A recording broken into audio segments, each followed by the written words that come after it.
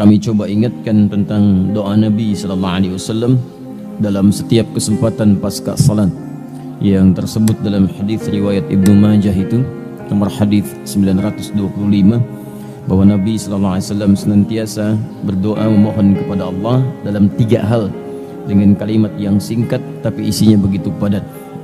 Allahumma inni as'aluka ilman nafi'a wa rizqan thayyiban wa amalan mutaqabbalan.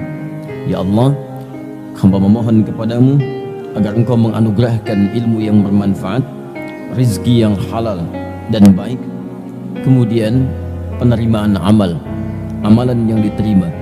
Jadi saya sering ingatkan bahwa selevel Nabi Muhammad SAW saja yang sesungguhnya sudah dijamin dengan surga, dijaga dari maksiat, membuktikan syukurnya kepada Allah Subhanahu wa taala dengan meningkatkan ibadahnya, dan yang luar biasa masih berdoa kepada Allah dengan begitu tawadhu'nya, ya Allah mohon terima amalan saya.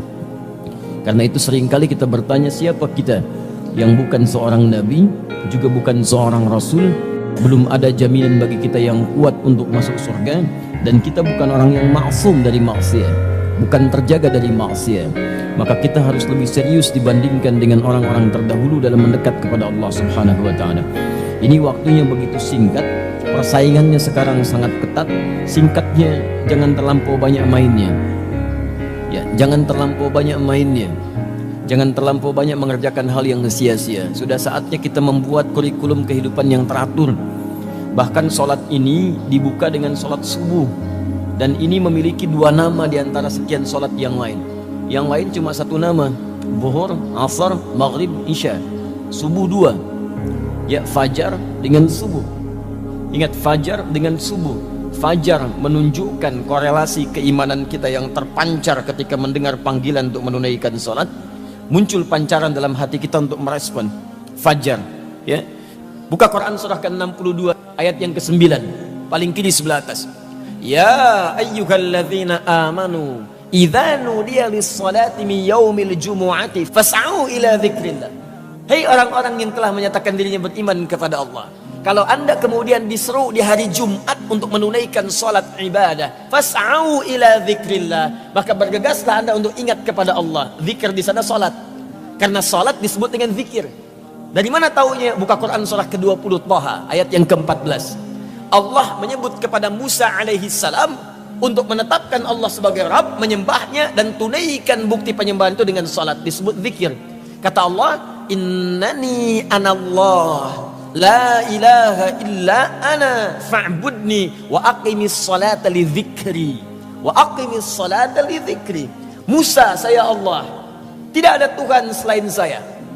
Ya, fa'budni. Jadi kalau anda sudah mengatakan Allah Tuhan saya, maka anda pun berkomitmen untuk menyembahnya. Oh, hati-hati nih, orang yang mengatakan asyhadu an la ilaha illallah tidak cukup dengan mengatakan saya muslim, percaya dengan Allah. Anda dituntut membuktikan kepercayaan dan keyakinan itu dengan pembuktian penyembahan kepada Allah. Makanya ketika Allah mengatakan kepada Musa, saya Tuhan, kamu harus yakin saya Allah, tapi tidak cukup meyakini saya sebagai Allah. Fa'budni, buktikan keyakinanmu dengan menyembah saya. Bagaimana caranya? Wa aqimis shalah. Pertama, ibadah yang paling pokok, tunaikan salat. Jadi kalau ada orang bersyahadat mengaku muslim tapi tidak mau sholat, ini menunjukkan ada masalah dalam syahadatnya. Karena nama Allah tidak sekedar menunjuk pada aspek ketuhanannya, tapi juga ubudiyah, pembuktian penyembahan kepada Allah Subhanahu wa taala. Wa aqimis sholata lidzikri, tunaikan salat sebagai zikir kepada saya. Di surah Quran surah Al-Jumu'ah disebut kita fas'au ila dzikrillah. Kalau sudah tiba hari Jumat, cepat-cepat siapkan diri untuk menunaikan sholat Jumat sebagai zikir kita kepada Allah. Kalimatnya menggunakan fas'au. Bersegera di sana, siap-siap mandi dulu, siapkan wewangian. Jadi kalau waktu Jumatnya misal 11.58, ya antum siap-siap dari jam 11. Siap-siap dari setengah 11. Bahkan malamnya siapkan di pakaian untuk Jumat. Ini wewangiannya. Saya mau Jumatan di masjid mana? Jarak dari kantor ke masjid sekian. Jam berapa saya berangkat? Tiba untuk mengejar saf yang pertama. Keberkahannya banyak. Ada rizki, ada terkabulnya doa, ada macam-macam, ada ketenangan, ada pengabulan segala hal yang dimintakan, ada semuanya. Makanya saking pentingnya dan manfaatnya Jumat itu diminta antum bersegera.